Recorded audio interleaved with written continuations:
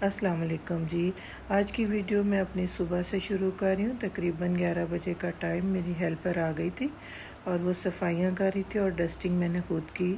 बहुत मिट्टी पड़ी हुई थी, 2 दिन से मैंने सफाई नहीं करवाई थी ये, और हर चीज़ पे मिट्टी थी। माइक्रो इतना मिट्टी से भरा हुआ था कि मैंने कहा मैं खुद सफाई करती हूँ, इसको अच्छी तरह डस्टिंग करती हूँ। यकीन जाने पूरा टॉवल मेरा मिट्टी से भर गया, इतनी चीज़ों पे मिट्टी थी। फ्रीज़र पे देखें कैसे दाग पड़े हुए थे।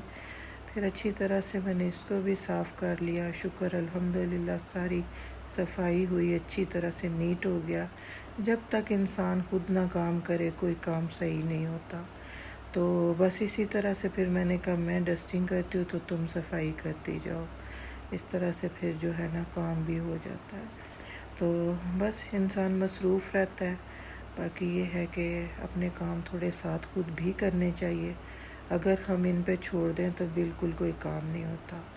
फ़र्श पे मैंने अच्छी तरह सफाई कराई, थोड़ा सर्फ़ डाला, डेटॉल डाला और सफाई हुई। और फिर मैंने प्याज लहसुन बहुत सारा लिया हुआ था तो वो कटवा लिया मैंने और इस तरह ऑयल डाला।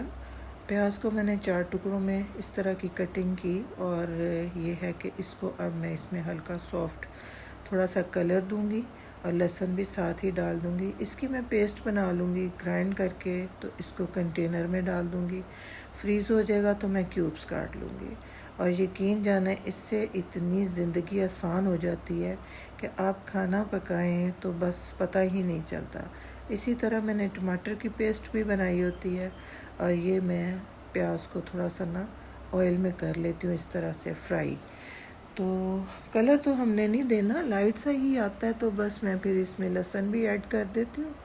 और ये है कि फिर बस एक ही दफ़ा मेहनत कर लो और चलो जी इसको रख दो कंटेनरों में, फ्रीज़ हो जाए तो कटिंग कर लो, तो फिर बहुत आराम रहता है। ये मैं जिस तरह से बनाती हूँ, यकीन जाने मेरे तो 2 माह इसी तरह निकल जाते हैं।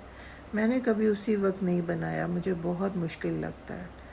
टमाटर भी मैं इसी तरह बनाती हूँ, अदरक वगैरह भी फ्रीज़ किया होता है। तो ये सारी अपनी सहूलत के लिए इंसान करता है। वीडियो भी बनानी होती है, रेसिपी भी देनी होती है, तो फिर ये चीज़ें बनी हो तो मेरे लिए भी बड़ी आसानी होती है। आप भी इसी तरह किया करें और देखें कि आपको कितनी आसानी होगी। तो बस फिर मैंने यहाँ कर लिया, 1 गिलास पानी भर के मैंने इसमें ऐड कर दिया और इसको अच्छी तरह से पकने रख दिया। ये मेरी मेड ने काटा था तो उसने ये पूरा ये वाला पार्ट जो कि हम नहीं डालते प्याज का, वो भी उसी तरह था। फिर मैंने खुद से उनको निकाला क्योंकि ये प्याज में नहीं डालना चाहिए। यहाँ प्याज सॉफ्ट हो गया बहुत अच्छा सा। अब मैं इसको ठंडा होने पे ग्राइंड करूँगी, कंटेनर में डाल के फ्रीज़र में रख दूँगी। फिर मैंने मॉल जाना था, मुझे बहुत ज़रूरी 1-2 काम थे। गर्मी थी तो मैंने कहा मॉल ही चलते हैं, उधर ठीक है। फिर हम लोग मॉल चले गए, एम्पोरियम मॉल चले गए, वहाँ थोड़ा सा काम था। तो बस फिर ये है कि काम किए अपने और ये देखें मॉल पहुँच गए हम। और इतनी रौनक थी, बहुत ही मज़े का माहौल बना हुआ था। तो बड़ा अच्छा लगता है, दिल कभी इस तरह हो बंदा आउटिंग करे फिरे फ्रेश हो जाता है।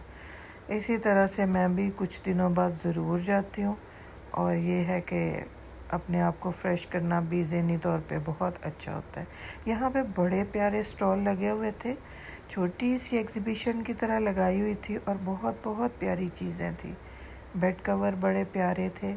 चीज़ें तो मैंने भी कुछ ली हैं लेकिन मैं वो आपको अगली व्लॉग में शेयर करूँगी।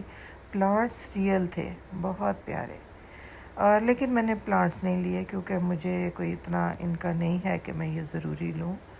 बड़ी अच्छी चीज़ें थी। ये बच्चों की ट्रेन मुझे इतनी प्यारी लगती है, देख के दिल करता है कि इंसान खुद भी बैठे इसमें, लेकिन बच्चे बच्चे होते हैं।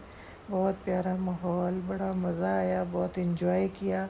खाना भी हमने उधर ही खा लिया और फिर बस इसी तरह घूमते फिरते फिर आ गए। तो इजाज़त दें, अल्लाह हाफिज़।